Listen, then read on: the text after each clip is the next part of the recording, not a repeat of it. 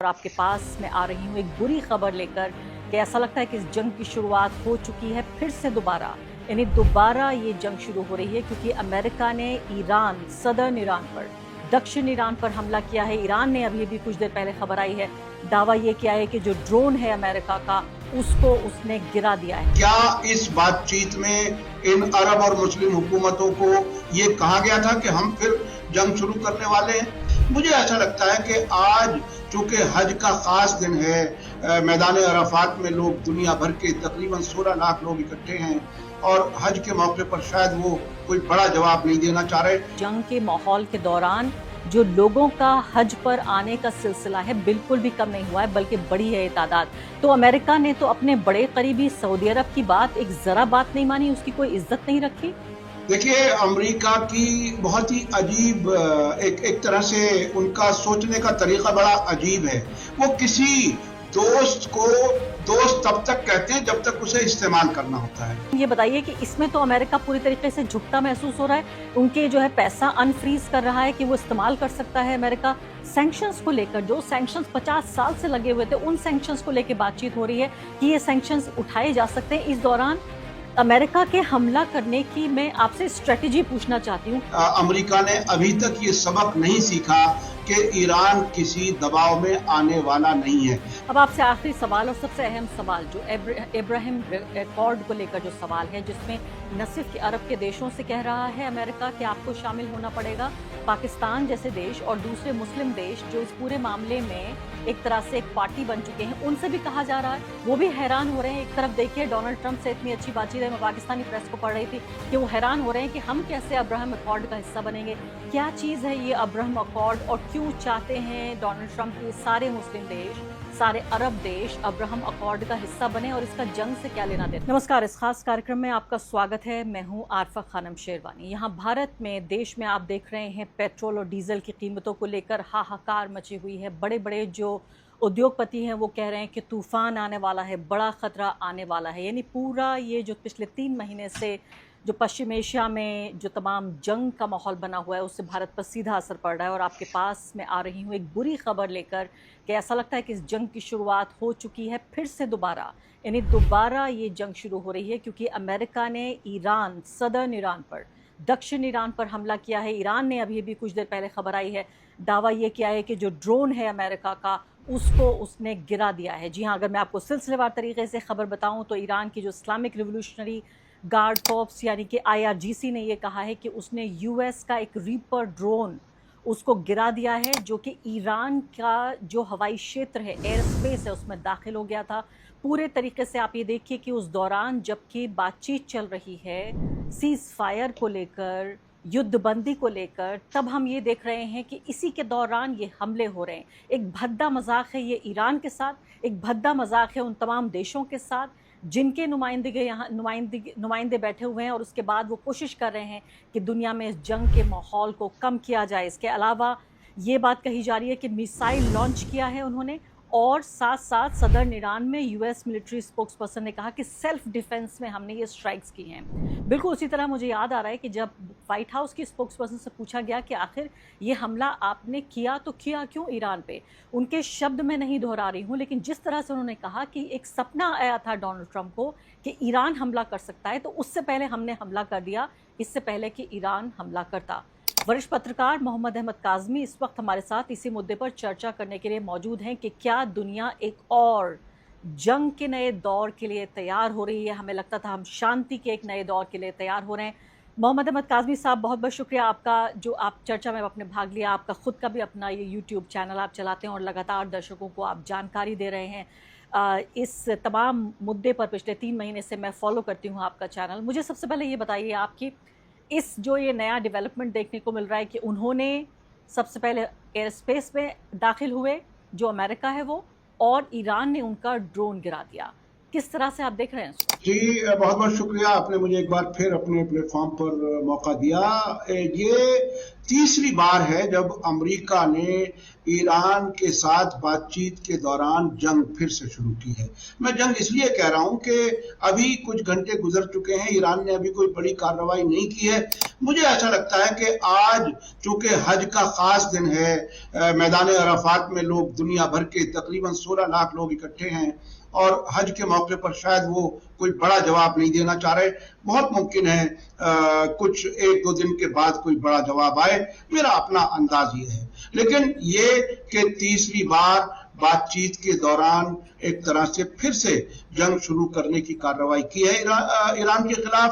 और जो 2 दिन पहले खबर आई थी वो बहुत ही मतलब उसमें खबर भी थी और उसमें चौंका देने वाला बयान भी था, जिसमें ये कहा गया कि डोनाल्ड ट्रंप ने इलाके के अरब और मुस्लिम मुल्कों के लीडर से फोन पर बात की है। वो बात करना तो समझ में आता था कि ईरान के साथ डील के सिलसिले में कुछ चीजें फाइनल होनी थी, तो बहुत मुमकिन है उनसे मशवरा किया हो।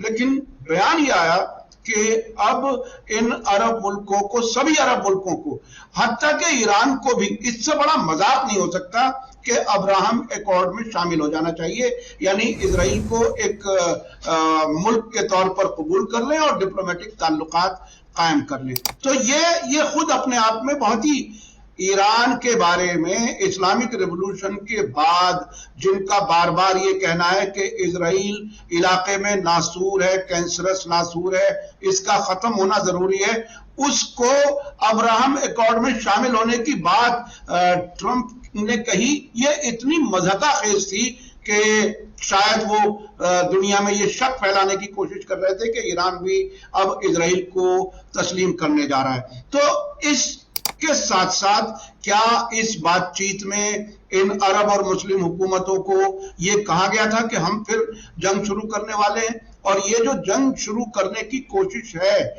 पिछला तकरीबन 1 हफ्ता, तकरीबन 4 दिन 5 दिन और ज्यादा एक्यूरेट अगर कहा जाए, ईरान की तरफ से, IRGC की तरफ से, हॉर्मुज से तकरीबन हर दिन एवरेज 30 शिप्स गुजारे जा रहे हैं।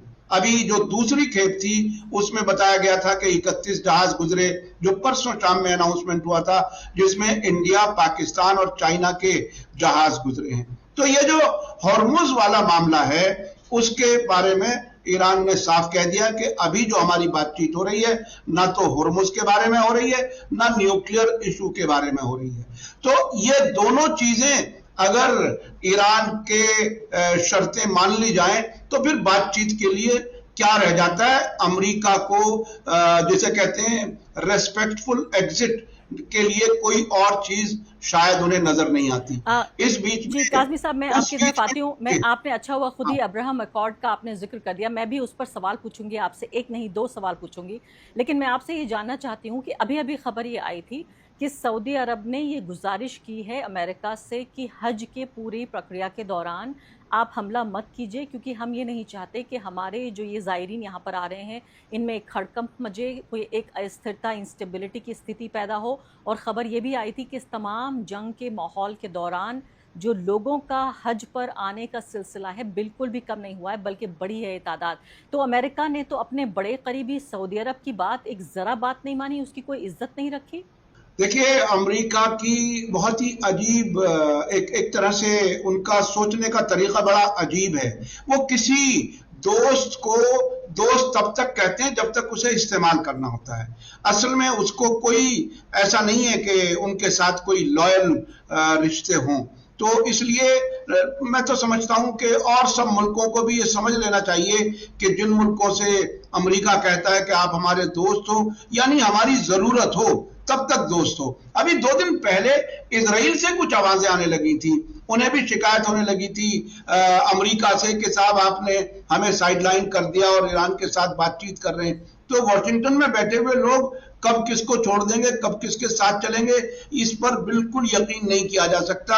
जो शख्स डोनाल्ड ट्रंप एक सेंटेंस कंसिस्टेंट ना बोलता हो, जिसमें कभी कभी तो आखिरी सेंटेंस तो वो कॉमा लगा करके भी लगा देते हैं, यानी इतनी गैर जिम्मेदारी के साथ जो सियासत अमेरिका की तरफ से हो रही है, उससे पूरी दुनिया एक तरह से मुसीबतों में है, और इस मुसीबत से कैसे निकले, ईरान इन पर कैसे भरोसा करे, ये एक बहुत बड़ा सवाल है जिसको वो बार बार दोहरा रहे हैं।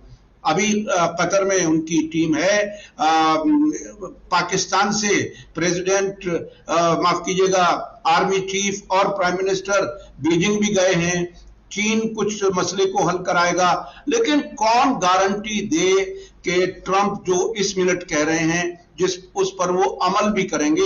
ये मैं समझता हूं दुनिया में कोई शख्स, शायद व्हाइट हाउस के अंदर भी जेडी वेंस भी गारंटी नहीं ले सकते कि ट्रंप अगला मूव क्या होगा ट्रंप का। लेकिन इस दौरान काज़मी साहब, इस दौरान खबरें तो ये भी आई हैं, जब ये पूरा पीस प्रोसेस चल रहा है, ईरान के जो टॉप नेगोशिएटर्स हैं, जिन लोगों को बातचीत करनी है, वो लोग कतर में पहुंचे हुए हैं, पूरी दुनिया के लोग वहां पहुंचे हुए हैं, जो भी लोग इस शांति में यकीन रखते हैं, जिनका स्टेक है इस शांति में, या वो देश जो कि शामिल हैं। लेकिन इसी दौरान खबर ये भी आ रही थी कि अमेरिका ने जो ईरान के जो फ्रोजन एसेट्स हैं, यानी उनका पैसा जो फ्रीज किया हुआ है, वो कई बिलियन डॉलर वो पैसा भी अनफ्रीज कर दिया है। इसके अलावा हॉर्मुज के लिए भी वो तैयार हो रहे हैं कि कोई मिलकर शायद इसकी चौकीदारी करेंगे। यानी इन पहलुओं पर बातचीत हो रही है, और मैं जल्दी से आऊंगी अब्राहम अकॉर्ड को लेकर भी सवाल पूछूंगी। लेकिन ये बताइए कि इसमें तो अमेरिका पूरी तरीके से झुकता महसूस हो रहा है, उनके जो है पैसा अनफ्रीज कर रहा है कि वो इस्तेमाल कर सकता है अमेरिका।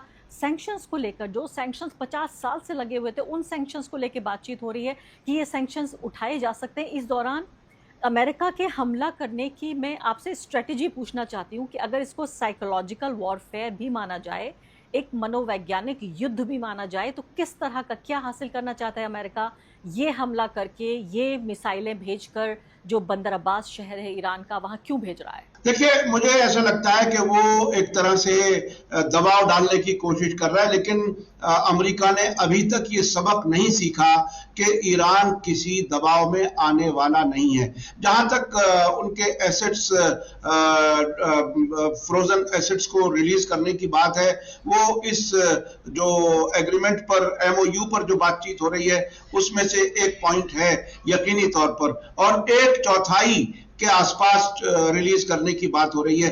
यह बिल्कुल ऐसा है जैसे कोई डाकू आपके घर में आए और आपके यहां से 1 लाख रुपए ले जाए, फिर आप उसे पकड़ लें तो कहें मैं 25,000 दे सकता हूं, 75,000 अभी नहीं दूंगा। ये कौन सी लॉजिक है कि आपने मेरा पैसा, एक मुल्क का पैसा दबा रखा है और आप चौधराहट जता रहे हैं। अब देखिए, आज जो एक बयान आया, मैं उसको जरूर बताना चाहूंगा, अंडरलाइन करना चाहूंगा। ईरान के इस वक्त के सुप्रीम लीडर मुश्तबा खामेनेई ने जो हज का पैगाम दिया है, उसमें कहा है कि अमेरिका का दौर खत्म हो चुका और मुस्लिम और अरब मुल्कों को मिलकर के इस पूरे इलाके का निजाम बनाना चाहिए। एक बिल्कुल इसी किस्म का एक बयान हिजबुल्लाह की तरफ से आया है, जिन्होंने कहा कि लेबनान की फॉरेन गार्जियनशिप वाला जो मामला था, अब वो खत्म हो गया और इससे अब बाहर आ चुके हैं। तो हिजबुल्लाह और ईरान दोनों ने ये बात साफ कर दी आज ही कि अब इस इलाके में अमेरिका का दौर खत्म हो रहा है।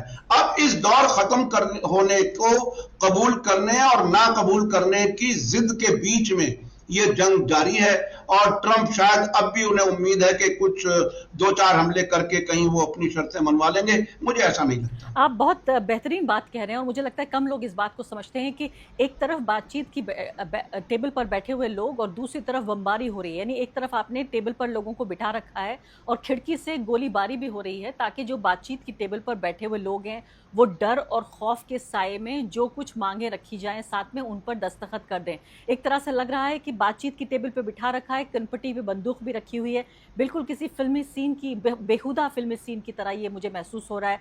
आप हिजबुल्लाह का यहाँ पर जिक्र कर रहे हैं, अभी खबरें छप रही हैं कि नेतन्याहू ने ऑर्डर किया है, आदेश दिया है कि major strong blows to Hezbollah, यानी हिजबुल्लाह को झटका दिया जाएगा, हिजबुल्लाह पर हमले दोबारा किए जाएंगे, हिजबुल्लाह को फिर से तबाह किया जाएगा। तो एक तरफ हिजबुल्लाह बयान दे रहा है, लेकिन दूसरी तरफ हिजबुल्लाह को लेकर नेतन्याहू भी हार नहीं मान रहे हैं। अरे साहब, हिजबुल्लाह के तो FPV, फर्स्ट पर्सन व्यू नाम के जो ड्रोन हैं, उन्होंने इतना कमाल किया हुआ। आज ये एक वीडियो, एक्सक्लूसिव वीडियो आई है अल मयादीन टेलीविजन से, लेबनान से, उन्होंने एक 5 मिनट से ज्यादा की वीडियो दी है जिसमें बताया है कि साउथ लेबनान के एक इजरायली फौजी अड्डे पर उन्होंने हमला किया है और बाकायदा उसकी तस्वीरें जिस सफाई से वो दे रहे हैं और कई हमलों की एक वीडियो बाकायदा जारी की है। और हिजबुल्लाह की तरफ से कल ये भी कहा गया कि हम चूंकि वीडियो जारी कर रहे हैं, अगर ये वीडियो मौजूद ना होती तो इजराइल उससे भी इनकार कर देता। बहुत बुरा हाल है इजराइल के, यानी हिजबुल्लाह के महज $300 के ड्रोन से आयरन डोम भी तबाह किए जा रहे हैं, मरकावा टैंक भी तबाह किए जा रहे हैं। दर्जनों मरकावा टैंक तबाह किए जा चुके हैं पिछले कुछ हफ्तों में। तो ये बयान देना अलग चीज है, ग्राउंड पर जो फौजी हैं वो भागने की सोच रहे हैं, वो लड़ाई से भाग रहे हैं। अलग से अपील की जा रही है कि रिजर्व फौजी आ जाएं लड़ने के लिए, और वो आने के लिए तैयार नहीं है। बयान ऊपर से देना अलग है, चाहे वो ट्रंप हो या नेतन्याहू हो।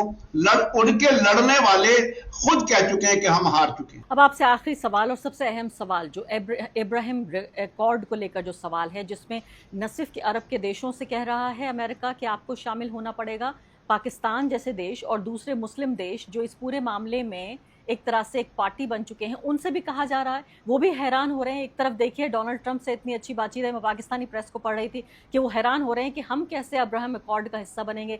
क्या चीज़ है ये अब्राहम अकॉर्ड और क्यों चाहते हैं डोनाल्ड ट्रंप की सारे मुस्लिम देश, सारे अरब देश अब्राहम अकॉर्ड का हिस्सा बने, और इसका जंग से क्या लेना देना? मुझे ऐसा लगता है कि जिस तरह से ईरान ने अमेरिकी फौजी अड्डों को तबाह किया इस पूरे इलाके में, अब ट्रंप और उनके खुफिया इदारे भी इस बात को समझ चुके हैं कि हम इस इलाके में उस मजबूती से नहीं रह पाएंगे। तो अपनी रुखसती से पहले इस इलाके से, इस इलाके के मुल्कों की इजराइल से दोस्ती कराना चाहते हैं ताकि इजराइल की हिफाजत की जा सके, उसको प्रोटेक्ट किया जा सके। पाकिस्तान की बात में कहूं, पाकिस्तान ऐसा मुल्क है जहां तकरीबन 3 साल पहले, मुझे अगर सही याद हो, एक जहाज इजराइल का आकर के उतरा था इस्लामाबाद एयरपोर्ट पर, कुछ घंटे रहा था और उसकी रिपोर्ट महीनों बाद इजरायली मीडिया में आई थी। तो आज तक ये नहीं बताया कि वो कौन था वहां। और गाजा के खिलाफ जो कत्लेआम हो रहा था, उस दौरान भी पाकिस्तान के लोगों को हक नहीं था कि वो फिलिस्तीन के हक में प्रोटेस्ट कर सके। तो वहां सिस्टम में तो इतना इन्फ्लुएंस किया जा चुका है अमेरिका के जरिए, इजराइल से कोई नफरत ना करे ये कंट्रोल करने के लिए। बहरहाल ऐसी बातें पाकिस्तान के मीडिया में कई बार आ चुकी हैं, कोशिशें हो रही हैं, और इस झटके में वो समझ रहे हैं कि जंग बंद होने के नाम पर ही ये तमाम मुल्क हमारे कहने पर इजराइल से ताल्लुकात नॉर्मल कर लें और अमेरिका की विदाई होगी तो इजराइल बचना चाहिए। मैं समझता हूं उसकी तैयारी। तो ये कह रहे हैं आप अब्राहम अकॉर्ड में जो इजराइल है, एक तो उसको रिकॉग्नाइज करना और एक ग्रेटर इजराइल का भी एक कॉन्सेप्ट है। ग्रेटर इजराइल तो इजराइल अपनी तरफ से कहता है, अमेरिका इन मुल्कों को इजराइल से ताल्लुकात नॉर्मल करने की बात करता है। ऊपर से दोनों तो देखने में बिल्कुल अलग अलग हैं, लेकिन जैसा अमेरिका के फौजी अड्डों की मौजूदगी से ये लगा कि वो ग्रेटर इजराइल बनाने की तैयारी में यहाँ फौजी अड्डे थे, तकरीबन हो सकता है इन मुल्कों की हुकूमतों को इस हद तक इन्फ्लुएंस रखा जाए कि जब चाहें हम डिफेंस डील करके वहीं पर अपने फौजी रखें, जब चाहें महल की तरफ अपनी गोलियों का और अपनी तोपों का मुँह कर दें और वो हुकूमतें जब चाहें गिरा दें और ग्रेटर इजराइल का ख्वाब पूरा हो जाए। लेकिन इसमें रुकावट सबसे बड़ी ईरान और एक्सिस ऑफ रेजिस्टेंस है जो ऐसा नहीं होने देगी, मुझे ऐसा लगता है। बहुत बहुत शुक्रिया आपका काज़मी साहब इस पूरी चर्चा में भाग लेने के लिए। तो मुझे लगता है कि अभी भी संकट के बादल लगातार मंडरा रहे हैं, बल्कि बरस रहे हैं, न सिर्फ कि मंडरा रहे हैं। आप सोचिए कि जंग खत्म हो चुकी है लेकिन जंग हो रही है, इधर पीस प्रोसेस चल रहा है लेकिन उधर बंदूकें चल रही हैं, मिसाइलें चल रही हैं, ड्रोन गिराए जा रहे हैं। ये पूरी दुनिया की जनता के साथ पूरी जो ग्लोबल कम्युनिटी है, सिर्फ ईरान ही नहीं, ईरान के ऊपर जो बरस रही है आफत वो तो हो ही रही है, लेकिन पूरी दुनिया के साथ अमेरिका का, इजराइल का ये एक बहुत ही भद्दा मजाक है, जहां दुनिया का सबसे बड़ा मुल्क और दुनिया का सबसे ताकतवर व्यक्ति जो अमेरिका का प्रेसिडेंट होता है, उसकी बात पर ही नहीं बल्कि उसके एक्शंस पे भी विश्वास नहीं किया जा सकता। बहुत बहुत शुक्रिया। Thank you very much. Thank you.